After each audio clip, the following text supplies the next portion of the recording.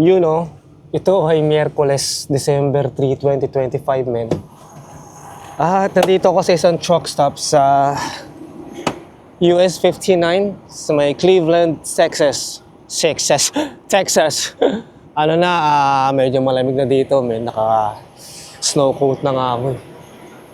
Grabe. Katatapos ko lang mag-pre-trip inspection. At ayos naman si Pete. So ang ating temperature dito sa Cleveland, Texas ay 41 Fahrenheit or 3 Celsius, men. Hindi na nawala yung lamig Pero na-enjoy ko naman yung init kahit pa paano. Ganda ng truck lang ang katabi natin, oh. Kenworth yan, men. Pero parang mas maganda tong Peterbilt na to, Siyempre. Linis na, no? Nawala na yung mga itim-itim niya. Oh. Hindi perpekto ang linis, pero mas okay na yan kaysa nung nakaraan. Putik. Kaso nadumihan yung ating mga gulong. Dahil sa customer tuloy sa tank wash. Mga putik-putik dun, no? Ay, itong load na to ay Prequel 2000C. Nung last time na nag-pick up tayo sa Pasadena, ang kinuha natin, Prequel 2000E. Ito naman, letter C. 2000C. So, alas 7 ng umaga o alas 7:30 na. Mag-refuel lang ako, tapos drive tayo ng mga 10 oras ngayong araw na to, men. Gawin natin yan. Dito na kasi nagparada to, Hindi naman nagre-refuel,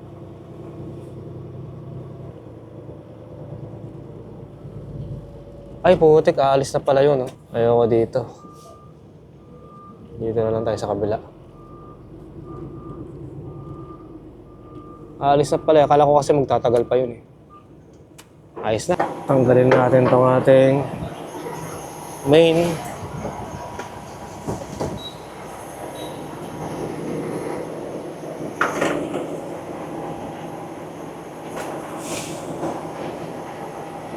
Ayos na. Mura lang kung diesel dito, men. $3.23 per gallon, no? Mura yun.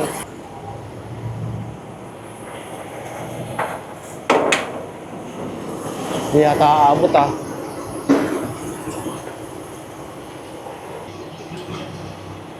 Ayos. Ayos na, tapos na dito. Ganda ng panahon dito, men. Tapos na tayo, men. Drive na tayo. Alis na tayo dito, men. Saan nga ba ako mag-exit kahapon? Dito. Nakita ko na yung, sign. Papunta sa US 59. Ay, wala pa pala tayong seatbelt. Ay, truck stop dito sa Cleveland, Texas. Maraming salamat sa maayos, ligtas at mapayapang stay, man. Let's go. Bigat ng kargada natin ngayon. Yung Prequel 2000E nung nakaraan ay lang, 60... Magkano ba? Magkano tuloy? Ilan ba yun? Mga 67,000 pounds. So, 59 north, dito tayo sa kaliwa. So, ito naman ngayon, 77,000 pounds tayo, men, yung ating kabuuang bigat. Grabe. Nakasombrero pa ako. Napakabigat natin. Pero ayos lang, kasi yung dadaanan naman natin, wala namang incline, walang decline. Ano lang to? Flat terrain. Rolling terrain or flat terrain. Ay, kamusta ba kayo lahat dyan? December namin. December 3. Ano ba to? 22 days before Christmas. Grabe, no? Bilis ng panahon. The next thing we know, 2027 na. Wow! Hindi, 2026 muna. 2025 ba ngayon o 2026? Ano ba ngayon? Nawala na sa isip ko, Uy, ba't walang taon yung kalendaryo ko? 2025. Sorry. Hindi na alam kung 2025 o 2026. Ano yun? Hindi, kagigising ko lang kasi kaya nga tayo nagkakape. Pampagising. Cheers, mine! Hindi na 3-in-1 to. Ito yung kape mula sa Loves. Libre. So, ang ginawa ko, dinala ko na lang tong ating paper cup. Refill tayo doon. So, kakaliwa na ako dito. US 59, northbound. Huwag ka na mag-red light, boy. Mismo. Keep it green. Keep it green, man. Keep it green. Nag-amber bigla, pero ayos lang. Nagpas na ako sa linya na nag-amber. Daan-dahan ha. Pagka ganyan nagmamadali, naghahabol ng ilaw. Daan-dahan pa rin sa pagliko. Mahirap na. Yan na nga, no? Magpapasko na naman. Hindi ko alam kung nasa bahay ako ngayong Pasko. Last year, alam mo yun, actually, every time na maggugunita ako ng Pasko last year o ng mga nakaraang taon, hindi ko na maalala kung saan ako nagpasko, men. Kasi ang naalala ko lang, sa shock ako nagpasko. Parang ganon. Pero last year, saan ba ako nagpasko last year? Hindi ko wala ako last year, men. Nasa biyahe ako last year. Nandyan ako sa bandang Illinois ba yun? O sa may St. Beloy? Or St. Beloy. South Beloy ng Wisconsin ba yun o Illinois? Basta yung state line ng Wisconsin and Illinois. Kung di ako nagkakamali, doon ako nagpasko. Para mapunta yata ako ng Alberta noon. Ayos na, nakarangkada na si Pete. Pwede nang ibaba yung kape. Hindi na mag-slush, no? So, ang tatakbuhin pa nating mga milyahe ay, ano ba to? 50. Anong 50? 14 and 50. Parang ganun. 14, 50 miles. Mga 25 or hindi naman 25. 23-hour drive. So mag-drive ako ngayon ng mga 10 oras. Bukas meron pang 13 hours. Aabot na ako sa Canada noon, men. Pero tingnan natin kung kaya kong sagarin yung 13 hours. Kung hindi man, matulog ako sa Sarnia ng 8 oras and then yung 3 hours kinabukasan. Or 2 hours. Usually 2 hours na lang yung Sarnia. 2 hours sa Biyernes na lang. Ayos lang, di naman tayo nagmamadali, men. Sabi nga nila, this is not a race. Leave some space. Arrive alive. Parang ganun. Pero anyway, magdadrive muna ako. Tapos, cut ko na lang to sa kung saan naman tayo aabutin ng araw na to. Ay putik, hindi ko na naman nasarado yung bintana ako. Pero ayos lang. So yun na. Hindi ko kasi nakokontrol yung bintana sa passenger side. Ewan ko. Parang kailangan ko palitan ng fuse. Ayun o, ayaw o. Pero anyway, yun na nga. Ikakat ko na lang to sa susunod nating paghinto. At mag-drive muna ako. So, gawin natin yan, eh.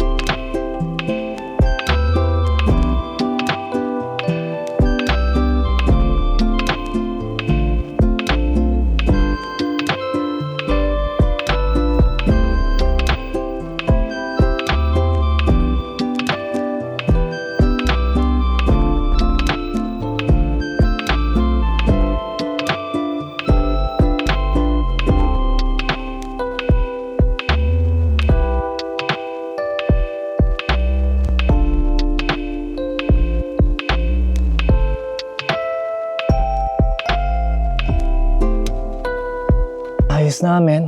Nakarating na tayo dito sa isang truck stop malapit sa Texarkana na. Malapit na tayo sa Interstate 30. Medyo malamig dito. Nagpaparamdam na ang winter. Ano ba yan? Bibili lang ako dito ng fried chicken para magtanghalian at almusal na yun, ano? Ayos ang ating shock, walang leak. Wala ring bagong damage.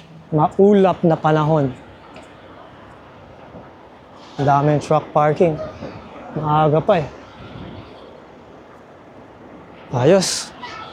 So, bibili nga lang ako ng pagkain, kain, tapos rekta na tayo ulit sa kalsada. You know, sobrang dumi na ng boots ko, men. 4 years old na yan. Hanggang ngayon, buhay pa. Tibay, no? Nakabili na ako ng pagkain, so bogchi na tayo, men. Linis talaga. Parang ayaw madumihan, ah. You know, meron tayo dito. Bang! Fried chicken, mashed potatoes, tsaka ano ba yan? Biscuit. Tirahin na natin to, men. So, meron din ako dito panulak. Nakalimutan ko, meron pala akong ganito. Gamit lang tayo ng tasa, men. Omsim. Meron ako ditong baso kaso napakalaki naman ito. Kailangan mo pang tumingala para lang uminom. So, okay na itong tasa. Kuha tayo ng tinidor. Omsim. Gutom na ako ah. So, paano ba to?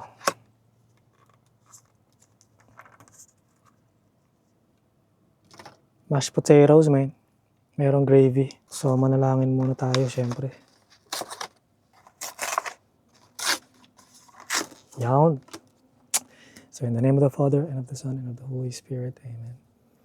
Panginoon, maraming salamat po sa biyaya na ito na ipinagkaloob mo sa akin. At please bless my family, bless myself, and salamat po in the name of the Father, and of the Son, and of the Holy Spirit. Amen. So, tikman muna natin tong biscuit. Manamis-namis to, man. Cheers.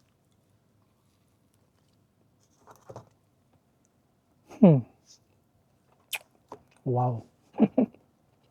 Mashed potatoes.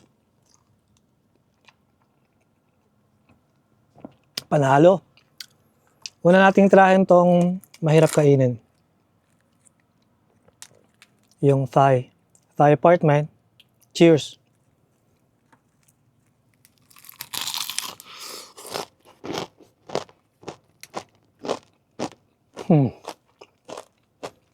Wow.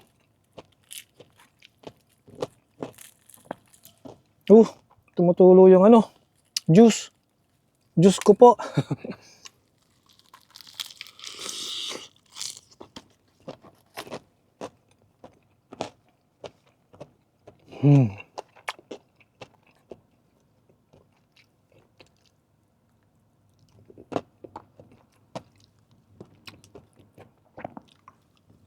Sarap.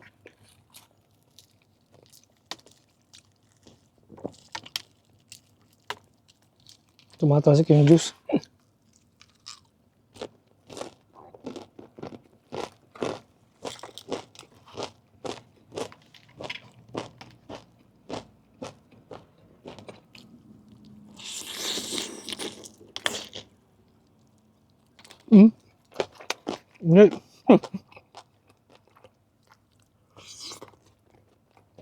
Taba, men.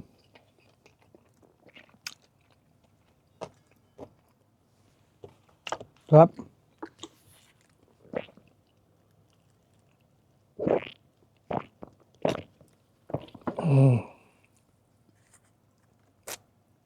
Gusto ko itong paghiwalayin eh, kaso yun.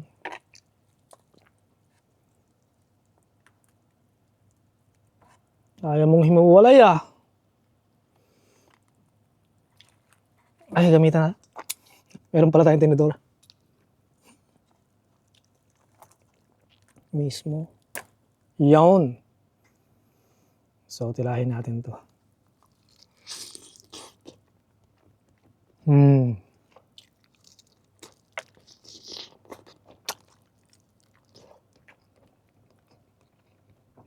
Sarap.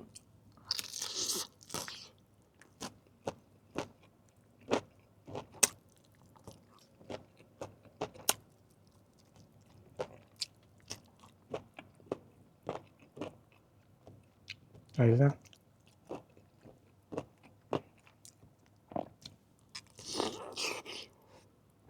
Hmm.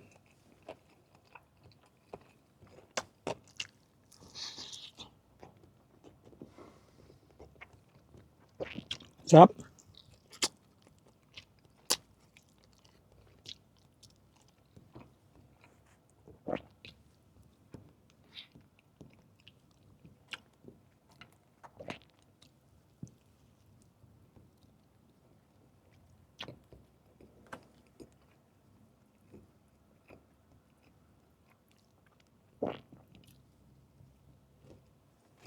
Hmm.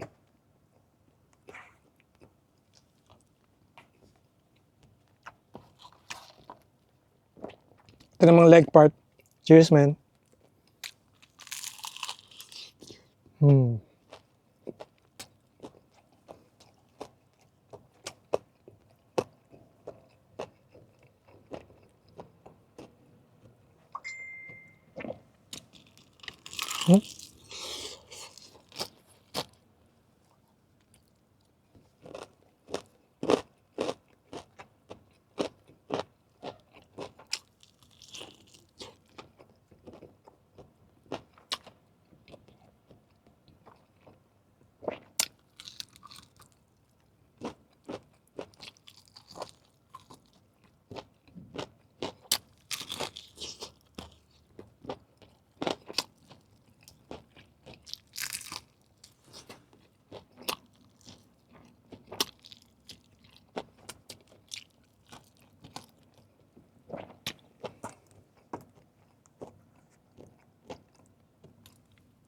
Hmm.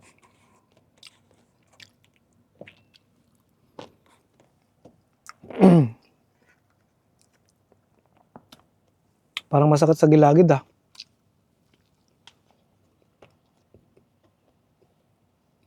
Hmm.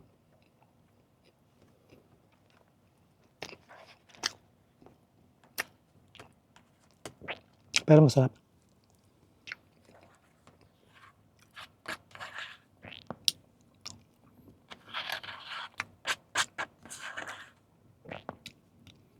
Hmm.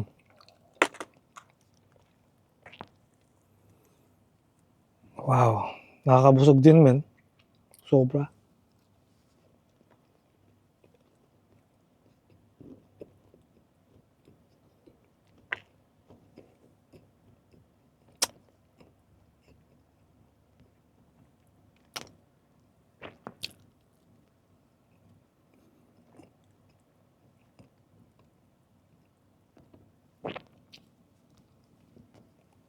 Ayos na.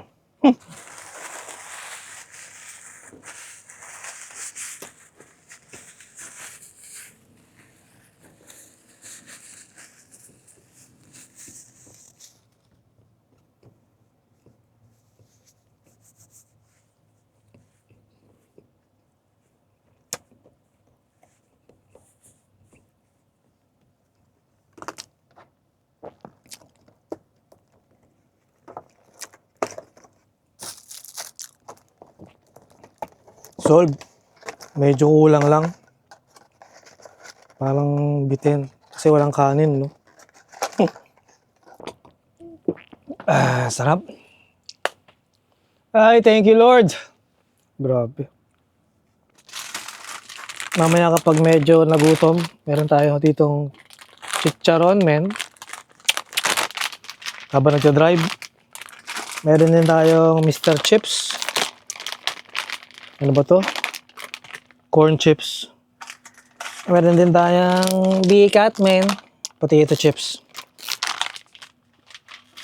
So, dire-diretso na tayo magdadrive ng 7 hours or 6.5 dahil ang oras na natitira sa akin ay 7 hours and 6 minutes. Grabe, nakakaantok. Parang gusto ko muna matulog. Pero hindi. Miss ko na yung mga bata. Miss ko na si Quindy, kaya rekta na natin to sa kalsada. Nice na, nakastart na si Pete. So, ano na ba ngayon? Miyerkules. Monday, Tuesday. So, pang 10 araw na natin pala sa kalsada ngayon. Ayos na ayos to. Talagang bumawi si Mr. Dispatcher. Nakakamiss yung nagtatagal sa kalsada, no? Kasi usually, yung biyahe ko dati, pinakamatagal na, 6 days. At least ngayon, naranasan ko ulit mag-reset sa kalsada. Pero anyway, paano ba to? Titirahin ko muna to. Dahil anong oras ba? 12 noon, no? Local time. Dito sa Texas. Malapit na tayo sa Texarkana. Sa Arkansas. Tapos sa Toronto naman ay alauna ng tanghali. So kung meron pa akong 7-hour drive or 6.5, 6:30 p.m. Gagarahin na tayo nun. So cut na lang ulit natin ito mamaya siguro sa rest area or sa truck stop, men. Gawin natin yan.